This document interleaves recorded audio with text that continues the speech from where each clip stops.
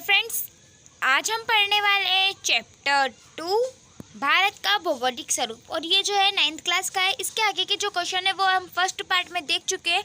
आज उसके आगे के क्वेश्चन हम पढ़ने वाले। तो देखते हैं हमारा फर्स्ट क्वेश्चन। हमारा क्वेश्चन है भारतीय द्वीप समूह की विशेषताओं को उल्लेख कीजिए। भारत के जो द्वीप समूह है उनका हमें विशेषता लिखनी है। ठीक है, तो द्वीप समूह को दो भागों में विभाजित किया। पहले तो हम बोलेंगे दो भागों में विभाजित किया। पहला है लक्षद्वीप समूह और दूसरा है अंडमान तथा निकोबार द्वीप समूह। ओके, इस क्वेश्चन को मैं एक बार आपको मैप में दिखा देती हूँ कि ये कहाँ पर आते हैं।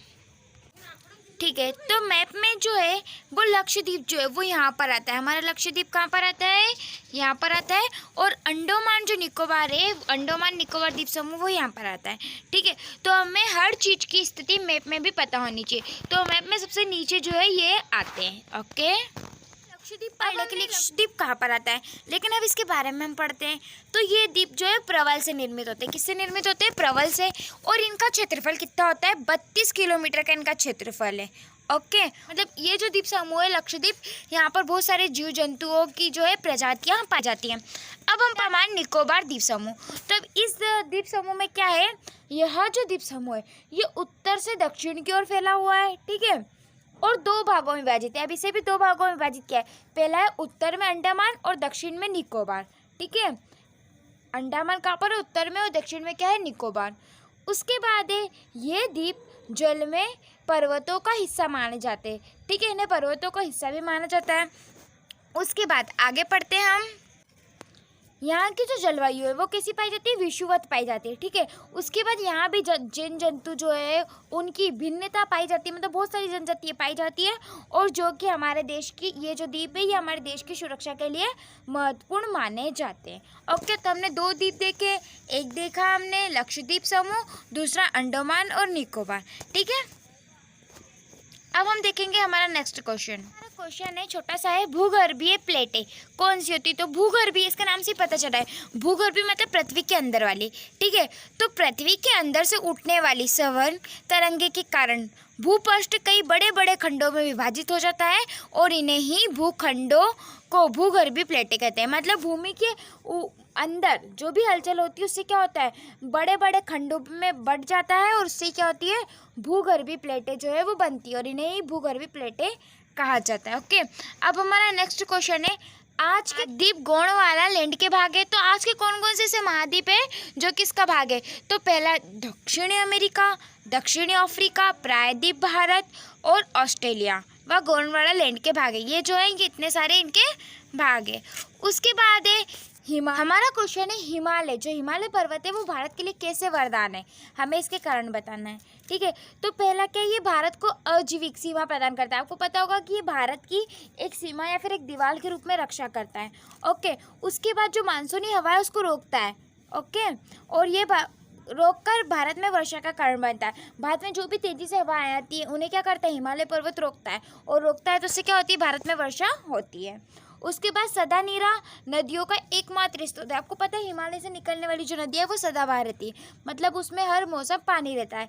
तो ये भी एक वरदान है। ओके, उसके बाद है हिमालय जो है वो प्राकृतिक संसाधनों का भंडार है। आपको पता होगा बहुत सारे प्राकृतिक संसाधन जो है वो हिमालय की पहाड़ी पर भरपूर मात्रा में पाए जाते हैं। उसके बाद सुंदर घाटियों और स्वास्थ्यवर्धन आश्रय स्थल है। यहाँ पर सुंदर सुंदर घाटियाँ हैं और स्वास्थ्य स्थल भी हिमालय में पाए जाते हैं। तो हम बोल सकते हैं कि हिमालय जो है वो भारत के लिए एक वरदान स्वरूप है। ओके, अब हमारा जो क्वेश्चन है हमें अंतर बताना है।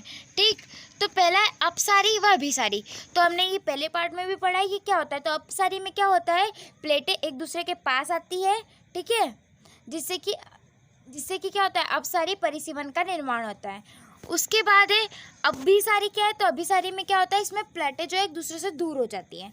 तो अपसारी में पास आती है और अभिसारी में दूर हो जाती है। ये इसमें अंतर है। और खदर में अंतर, तो बंगर में क्या है? ये पुरानी जोड़ों मिट्टी होती है। ठीक है, और यह मदा नदी के बेसिन से दूर पाई जाती है। जहाँ पर नदी का बेसिन होता है मतलब नदी जिस क्षेत्र को प्रभावित करती है उससे जो है ये दूर पाई जाती है और ये इसलिए कम उपजाऊ होती है। ओके, और यह खेती के लिए आदर्श नहीं है। और ये जो बंगर है या फिर बंगर जो है ये कम उपजाऊ होती है और यह खेती के लिए भी नहीं है। जबकि खदर जो है ये नई जोड़ों का खाद्यान्न कहलाता है। ओके, और ये बेसिन के पास पाई जाती है और इसमें उर्वरकता होती है और ये खेती के लिए अच्छी होती है। तो इसमें हमने ये अंतर देखे, 3 अंतर। ओके, अब हमारा अगला है पूर्वी घाट और पश्चिमी घाट। तो पहले हम पढ़ते हैं पूर्वी घाट। तो पूर्वी घाट में क्या होता है, तो हमने ऊपर भी पढ़ा कि जो पूर्वी घाट है वो प्रायद्वीप भारत की पूर्व भुजा का निर्माण करता है। ठीक है, उसके बाद इस घाटी की ढालों पर वर्षा कम होती है, यहाँ पर वर्षा जो है वो कम होती है। तीसरा पॉइंट है पूर्व घाट कोरमंडल तट के समांतर होती है, मतलब समांतर ये होती है। उसके बाद है पूर्व घाट सतत नहीं है, वह अनियमित है। और ये जो है बंगाल में जितनी भी नदियाँ गिरती है उन्हें क्या करती है, काटती है और पूर्वी घाट का निर्माण होता है। ओके, और ये बंगाल की खाड़ी के समांतर स्थित है, समांतर मतलब उसके बराबर पे स्थित है। और इसकी सबसे जो ऊंची पहाड़ी है वो कौन है, महेंद्रगिरी व जावदी, ठीक है, सम्मिलित है। उसके बाद हम पश्चिमी पढ़ते, तो पश्चिमी हमें अंतर बताना है, तो इससे अलग ही होगा। तो पश्चिमी घाट जो है वो प्रायद्वीप भारत की पश्चिमी भुजा का निर्माण करती है। वो कौन सी का करती है, पूर्वी भुजा का, और ये पश्चिमी भुजा का। ओके, और हमने वहाँ पर पढ़ा था कि वहाँ पर ज़्यादा वर्षा होती है, लेकिन यहाँ पर क्या है, यहाँ पर पूर्वी घाटी की अपेक्षा कम वर्षा होती है। उसके बाद हमने ऊपर देखा था कि जो पूर्वी घाट है वो कोरोमंडल के समांतर है, लेकिन यहाँ पर जो है मालाबार के समांतर है। ठीक है, उसके बाद ये शशत है तथा वो अशशत था, ये शशत है तथा इनके केवल दर्रों के द्वारा ही पार किया जाता है। ये शशत है और इसे किसके द्वारा पार किया जाता है, दर्रों के द्वारा ही पार किया जाता है। और ये अरब सागर के समांतर स्थित है, और वो कहाँ पर स्थित था, बंगाल की खाड़ी के समांतर स्थित था। ठीक है, तो हमने अंतर देखा।